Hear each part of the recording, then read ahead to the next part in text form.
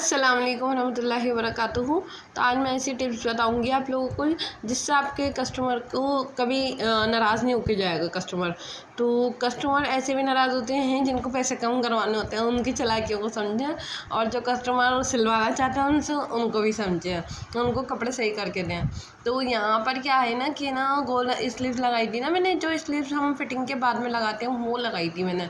तो यहाँ पर थोड़ी सी हमें स्लीव्स से सिलाई खोलनी होती है, थोड़ी सी चेस्ट से, थोड़ी सी स्लीव्स की, और इन दोनों को जो अटैच हुई होती हैं उनको भी थोड़ा थोड़ा खोलना होता है। फिर हम बाद में सारी स्टिच बाद में खोल लेंगे, लेकिन अभी थोड़ा सा खोल के फिर फिटिंग हम लगाएं। फिटिंग के जो लूज़ करनी है वो लूजिंग की सिलाई लगाएंगे हम। थोड़ी लूज़ करने में प्रॉब्लम आती है, फिटिंग तो हम ऐसे ही भी लगा सकते हैं स्लीव्स अटैच में ही। तो यहाँ मुझे ये लूज़ करनी है, इसी वजह से थोड़ी थोड़ी मैंने सिलाई निकाल के फिर इसको अटैच कर दूँगी, फिर लगाऊँगी सिलाई। और अब मैं इनकी जो कमीज़ें हैं ना, इनकी जो मेरी कस्टमर हैं ये बनी हुई, इनकी शादी हुई थी तो ये कपड़े सिलवाने आ रही थी। अब इनको लूज़ करवाने पड़ेंगे उन कपड़े। तो अब मैं क्या करूँगी ना, इनके कपड़ों में पहले ही स्लीव्स लगा दूँगी, फिर फिटिंग लगाऊँगी। उससे क्या होगा, ये अपना भी वहाँ पर बार बार इनको मेरे पास आना नहीं पड़ेगा, ये अपना भी खोल लेंगी, क्योंकि 2-3 सिलाइयाँ मैं लगा के दे दूँगी इनको।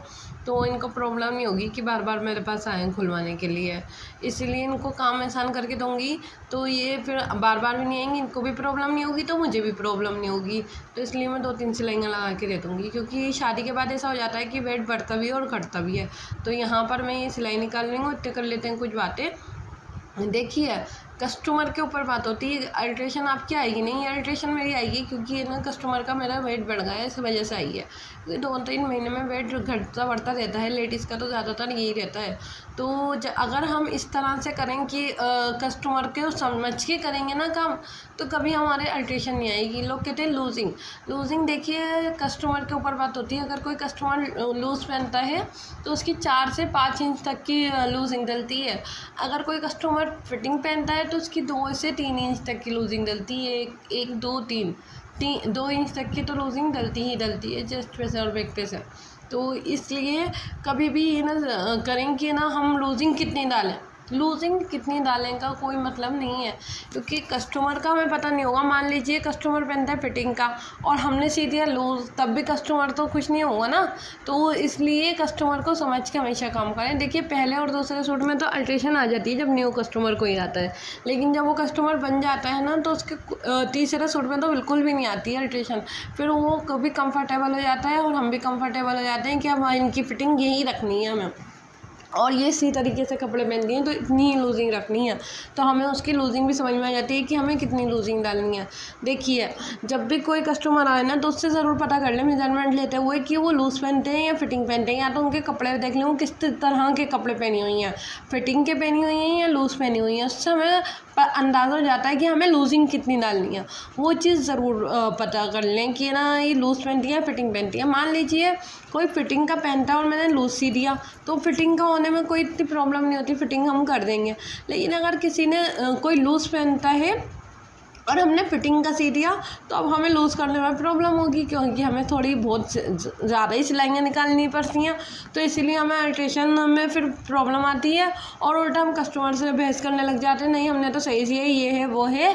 वो कस्टमर क्या होता है, आपका बनेगा नहीं, वो चला जाएगा वापस, वो फिर आपके पास नहीं आएगा।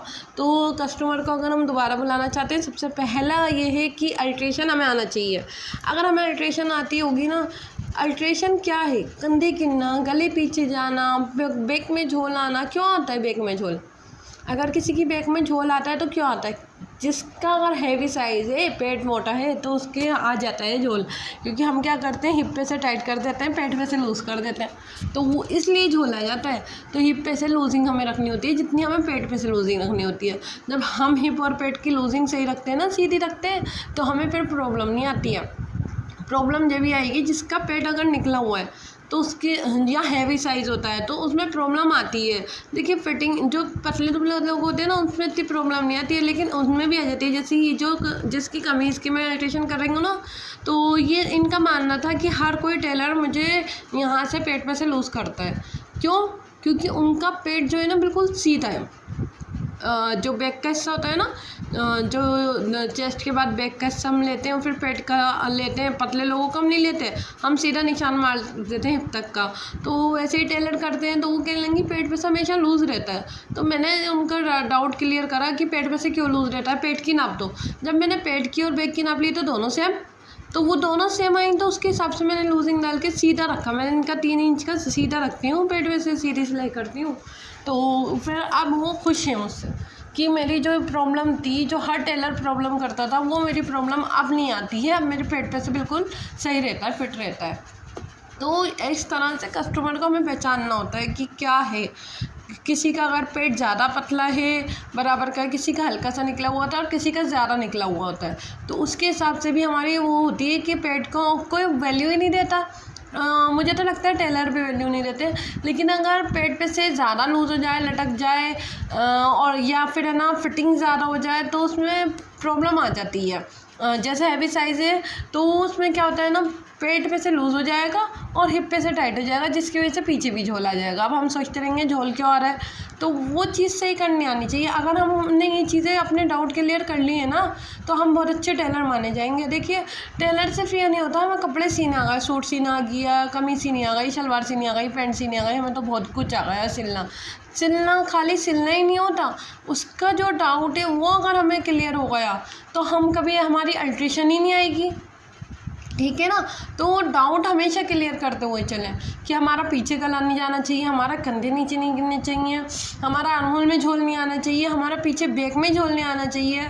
तो इस चीज़ का हमेशा क्लियर करते हुए हम चलेंगे ना, तो हम बहुत सही फिर टेलर बनेंगे। और सबसे बड़ी बात, फिनिशिंग पे ध्यान दें और फिटिंग पे ध्यान दें। अगर फिटिंग और फिनिशिंग कस्टमर के हिसाब से हमने बना ली ना, और फिनिशिंग भी दे दी, तो कस्टमर भी खुश और हम भी खुश। तो जब हम खुश तो कस्टमर खुश, और हमारे पास फिर अर्निंग आनी शुरू होगी। कस्टमर आएगा तो अर्निंग होगी, हम मेहनत करेंगे तो हमारे पास अर्निंग आएगी। तो इसलिए कस्टमर को हम खुश होंगे। देखिए, कस्टमर खुश होगा तभी तो हम खुश होंगे ना।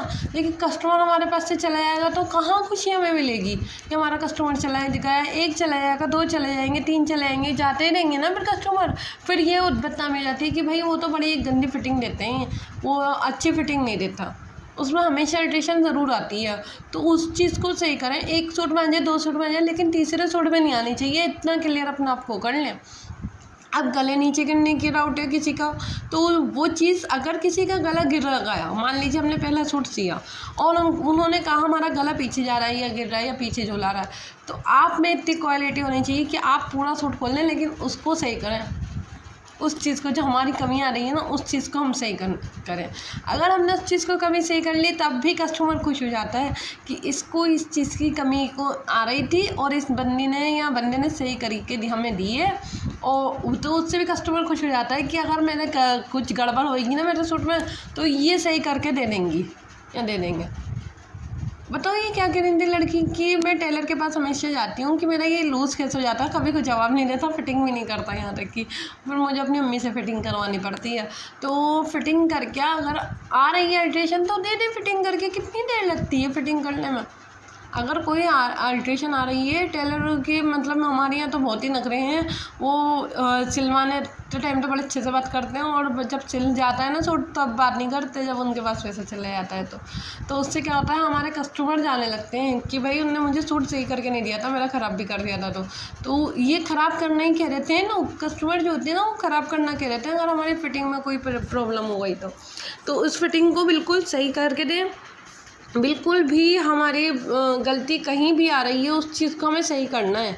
ये बात दिमाग में बिठा लें। लूजिंग उस हिसाब से डालनी है, हमें पेट पे भी लूजिंग डालनी है, पेट की हमें नाप लेनी है जिसका पेट निकला हुआ है। हमेशा याद रखें, हिप और पेट हमें बराबर रखने होंगे।